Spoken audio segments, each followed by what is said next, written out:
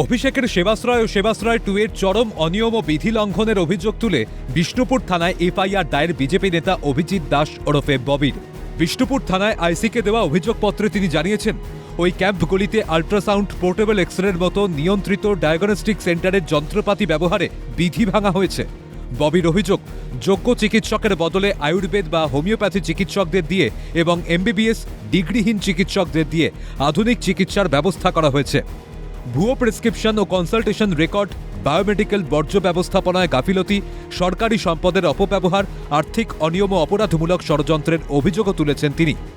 এই যে সেবাশ্রয়ের নামে অভিষেক ব্যানার্জি যেভাবে এখানকার ব্লাফবাজি করেছে, যেখানে মানুষকে মিথ্যা আশ্বাস দিয়ে তাদেরকে জোর করে যে সেবাশ্রয় ক্যাম্পগুলোতে নিয়েছে যে ভালো পরিষেবা পাওয়া যাবে, ভালো ডাক্তার আছে, কিন্তু আমরা ইনভেস্টিগেশন করে দেখেছি যে ডাক্তাররা কেউ ছিলই না। অধিকাংশ হোমিওপ্যাথি ডাক্তার, হাতুড়ে ডাক্তার, তাদেরকে সাদা অ্যাপ্রন পরিয়ে তাদেরকে ডাক্তার সাজিয়ে আনা হয়েছে এবং এখানে আলট্রাসোনোগ্রাফি এর মেশিনে ইউজ করা হয়েছে, এক্সরে মেশিন ইউজ করা হয়েছে, যেটা পিএনডিটি 1994 অ্যাক্ট অনুযায়ী এটা হচ্ছে কগনিটিভ অফেন্স, জেল জরিমানা দুটোই হবে, কারণ অনুমতি ছাড়া এটা কখনোই করা যায় না।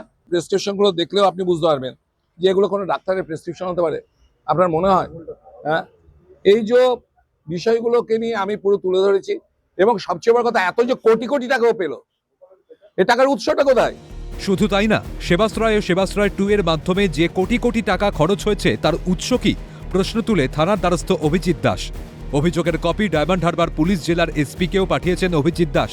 তার দাবি, আয়োজকদের সরকারি প্রকাশনা, প্রচারপত্র, কনসালটেশন সিট, রেফারেল স্লিপ, ছবি, ভিডিও ও সরেজমিনে পর্যবেক্ষণের ভিত্তিতে এই অভিযোগ। প্রচুর আমার কাছে অভিযোগ আছে যেখানটায় ও বিভিন্নভাবে মানুষকে টাকা দেয়নি। এই কালকেই আমার কাছে একটা কমপ্লেন এসছে যেখানে একজন ফ্লেক্স এই বিদ্যানগরে যে সেবাশ্রয় হয়েছিল সেখানে তার আপনার 11 লক্ষ টাকা তার দেয়নি। তো এরকম কোটি কোটি টাকা লোকের বাকি করে গেছে ডায়মন্ডবাসীর, এই দক্ষিণ চুষা লোকদের প্যান্ডেলের টাকা দেয়নি, মাইকের টাকা দেয়নি। তাই এখানকার এর একটা বিহিত হওয়া দরকার, ওকে গ্যারেজ করার প্রয়োজন আছে আইনের মাধ্যমে। বিজেপি নেতার বক্তব্য অনুযায়ী প্রাথমিক তথ্য প্রমাণে চিকিৎসা সংক্রান্ত আইন ও রোগী সুরক্ষা বিধি লঙ্ঘনের বিষয়টি স্পষ্ট হয়েছে। বিষয়টি সামনে আসতেই সরব স্বাস্থ্যমন্ত্রী শারদত্ত মুখোপাধ্যায় কটাক্ষ ছুড়ে দিয়ে তিনি বলেন, তৃণমূল চুরি করেছে, এটা ব্রেকিং নিউজ নয়, চুরি করেনি, এটা ব্রেকিং নিউজ। ওরা এমবিবিএস ডিগ্রিও চুরি করতে জানে। সেবাশ্রয়তে কোনো মডার্ন মেডিসিনের এমবিবিএস পাশ করা ডাক্তার ছিল না, এইটা নিয়ে সংবাদ নয়। তৃণমূল চুরি করছে সেটা শিরোনাম নয়, ব্রেকিং নিউজ নয়। তৃণমূল ভালো আছে, চুরি করেনি, সেটা ব্রেকিং নিউজ। ওরা এমবিবিএস ডিগ্রি অবধি চুরি করতে জানে, কোনটা চুরি করেনি। এটা ডিগ্রি চুরি, সই চুরি, বা আমাদের বালি কয়লা এগুলো অনেকেই চুরি করে, কিন্তু নতুন চুরি, অভিনব চুরি, এগুলো খালি অভিষেকই জানে অভিনব চুরি কি। এইসব প্রকল্পগুলো একদিকে যেমন ভোট ব্যাংক তৈরি করার ক্ষেত্রে একটা চটকদার রাজনীতি ছিল, আবার আরেকটা দিকে হচ্ছে কিছু ব্ল্যাক মানিকে হোয়াইট করার একটা রাস্তা ছিল বলে আমরা মনে করি।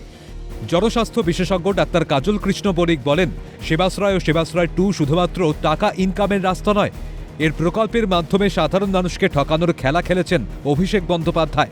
সেবাশ্রয় শুধুমাত্র যে পয়সা ইনকাম করেছেন তা না, এই মাধ্যমে কিন্তু বহু মানুষের অনেক ক্ষতিও করেছেন এরা। চিকিৎসার নামে অপচিকিৎসা, অপবিজ্ঞানকে জারি করা এবং মানুষকে ঠকানোর যে খেলা, এই খেলাটাই তারা খেলেছিলেন সেবাশ্রয় এই প্রকল্পের মাধ্যমে।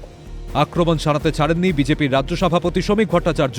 তিনি বলেন, যে সরকার এসএসকেএম এর মতো হাসপাতালে সারমেয় ডায়ালিসিস করাতে পারে, যে সরকার মেয়াদ উত্তীর্ণ ওষুধ বিক্রি করতে সাহায্য করতে পারে, তাদের কাছে এই জালিয়াতি অত্যন্ত স্বাভাবিক ব্যাপার।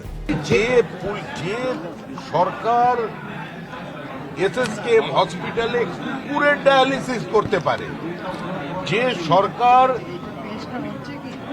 পোস্ট গ্রাজুয়েট এন্ট্রান্সে চিকিৎসকদের কাছে তাদের ইনভিজিলেটরকে দিয়ে স্মার্টফোনে উত্তর দেখিয়ে দেখিয়ে টাকা নিতে পারে, যে সরকার দিনের পর দিন এক্সপায়ারি ডেটের ওষুধ বিক্রি করতে সাহায্য করতে পারে, তো সেই সরকার এই জালিয়াতিটা করেছে, এটা স্বাভাবিক আছে।